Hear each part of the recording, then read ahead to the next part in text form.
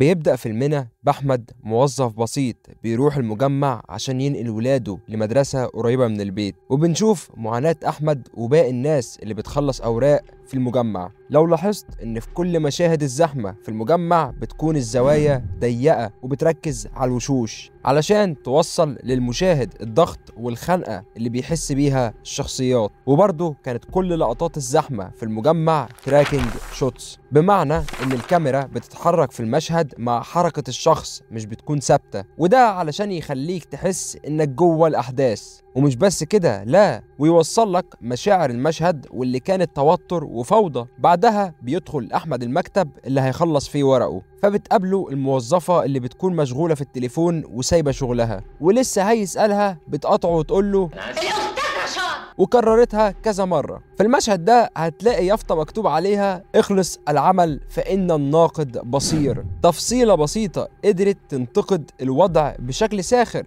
وتوضح التناقض ما بين الرسالة الظاهرة اللي هي الإخلاص في العمل والواقع اللي فيه تهاون. في الوقت ده الموظف رشاد بيكون بيصلي، وبعد ما خلص صلاة قال له إن الموظف اللي هيعمل له الورق مش موجود دلوقتي، ورفض حتى إنه يعمل له الشغل مكانه. في طريق أحمد للبيت وهو راكب الأتوبيس بيظهر راجل عجوز عنده رؤية، وبيكون مستاء من الناس اللي كل همها تعيش وتتجوز وتخلف، وقال إفيه كان أكبر دليل على الدارك كوميدي أو الكوميديا السوداء، وكانت بتوصف المجتمع وقتها. وكان عندي حق لما قلت لك إنه عنده رؤية. أحمد قال له يشوف في الجورنان اللي هيرخص قريب، رد عليه وقال له حاجات كتيرة هترخص وتبقى بسعر التراب، أنا وأنت والأستاذ وحضراتهم أجمعين.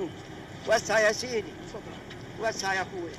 عايزك تفضل فاكر الجملة دي علشان هنحتاجها قدام. بيرجع أحمد بعدها بأسبوع للمجمع وبيتكرر نفس المشهد بحذافيره، وده بيعكس الروتين اللي موجود في المصالح الحكومية. فبينفعل أحمد على موظفة وبيقول لها إن الساعة 11 وده مش ميعاد صلاة، وبنوصل برضو لنفس النتيجة، وهي إن أحمد مش بيقدر يخلص ورقه. بيظهر بعدها رئيس متسلط بيمارس السلطة على الأقل منه وبيستغله لتنفيذ طلباته الشخصية، وده بيمثل البيروقراطية في المجتمع. بعدها بنعيش مع أحمد في رحلة البحث عن الموظف مدحت، الراجل اللي المفروض هيخلص له ورقه، وبيروح كل الأماكن اللي من المتوقع يكون فيها. وفي واحد من الأماكن دي الأمن بيطرد أحمد وبيعاملوه بطريقة غير آدمية. في اللحظة دي بيكون أحمد على الأرض وبيظهر قدامه الراجل العجوز اللي شافه في المواصلات، ودي ممكن نفسرها بأن الراجل العجوز بيمثل المواطن المصري اللي بيعاني من التهميش والإهمال سنين طويلة. وده بيبين لك إن اللي بيحصل لأحمد دي مش مشكلة فرد، ومش بيقدر في الآخر إنه يوصل للموظف، وبيرجع للمجمع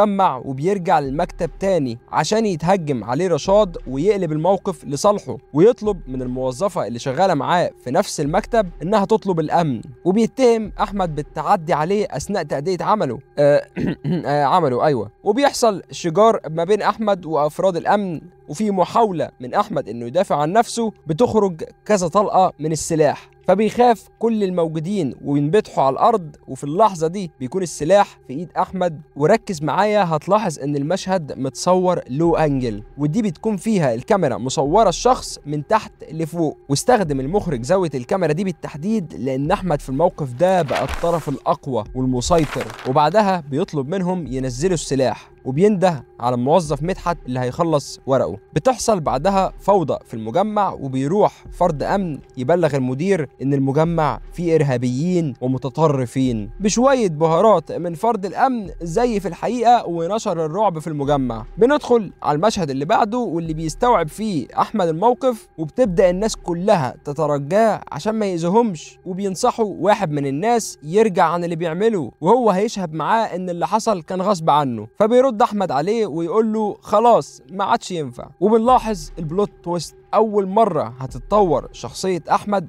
وهيبدأ في المواجهة، وهتبقى عكس طبيعته اللي بتكون رد فعل واستسلام. بتتجمع الشرطة والإسعاف والمطافي تحت المجمع. في الوقت ده بنشوف بسيوني وهو بيحاول ينتحر وبيرمي الجواب اللي كان كاتبه لأمه من فوق المجمع، وبيقع الجواب في إيد الشرطة، لكنها مش بتدي أي اهتمام وبتقرر إن الأولوية بالنسبة لها هو المجمع. وده يبين لك إنهم كانوا خايفين على مناصبهم، لأن ببساطة حادثة المجمع بقت حديث الساعة، ولو ما توصلش الحل هيتعرضوا للمساءلة. بتاخدنا الكاميرا بعد كده عشان يظهر أحمد في مشهد مع الرهائن وهو مشغولين بالأكل. بعدها بيجي مشهد ليه معاني كبيرة، بيفضل يترجاهم يطلبوا أي حاجة لكن ردهم بيبقى السكوت. افتكرت حاجة دلوقتي، أيوة الراجل العجوز وكلامه اللي طلع صح. هم اتعودوا على السكوت فبيتعصب عليهم ويقول لهم ساكتين ليه؟ مش ناقصكم حاجة؟ ونتيجة انفعاله بيبدأ كل واحد يعرض مشكلته، ومشكلة كل واحد فيهم بتعرض أزمة أو مشكلة في المجتمع. زي مثلا الراجل اللي اتنصب عليه وقرر يمشي في الطريق الطبيعي واللي المفروض هيجيب له حقه، ورفع قضية وفضل 16 سنة في القواضي وما قدرش ياخد حقه، بل بالعكس الراجل اللي نصب عليه قدر يحبسه، وصلت انه اتحكم عليه بالاعدام. ولا الست المريضة اللي بتاخد دواء غالي ويا ريته متوفر، دي بتوصل حال سوء الخدمات الصحية الموجودة. والمجند هلال واللي بيكون طلبه الوحيد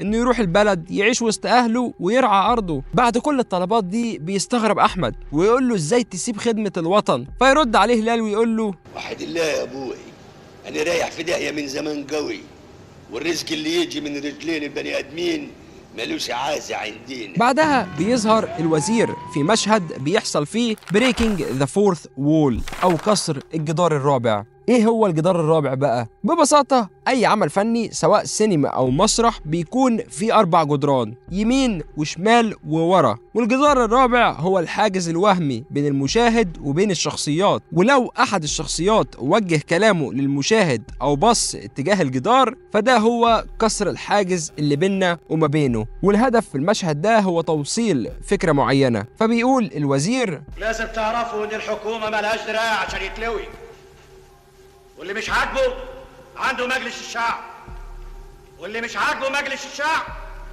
يخبط راسه في الحيط. لكن تحصل له لمسه ويتصرف زيكم يبقى انتحر من غير ما يوصل، وده اخر كلام.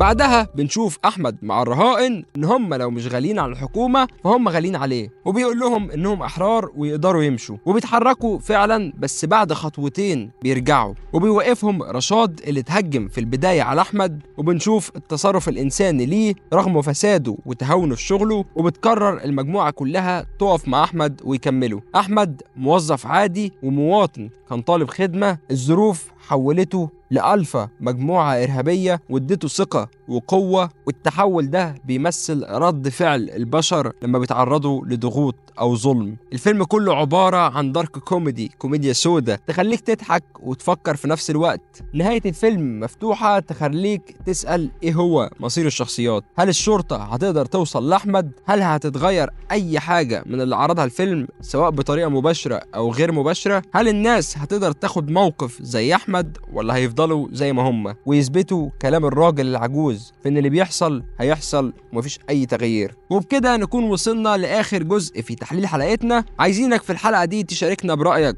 في النهاية، هل شايف إنها مناسبة فعلا لأن ده الواقع ودي الحقيقة وإن الموضوع أكبر من إن حد واحد يغيره، ولا ليك رأي تاني في الكلام ده؟ في النهاية ما تنسوش تعملوا لايك وسبسكرايب، ولو عندك فيلم عايز تشوفه بعين تحقيق ما تنساش تكتب لنا في الكومنتات اسم الفيلم.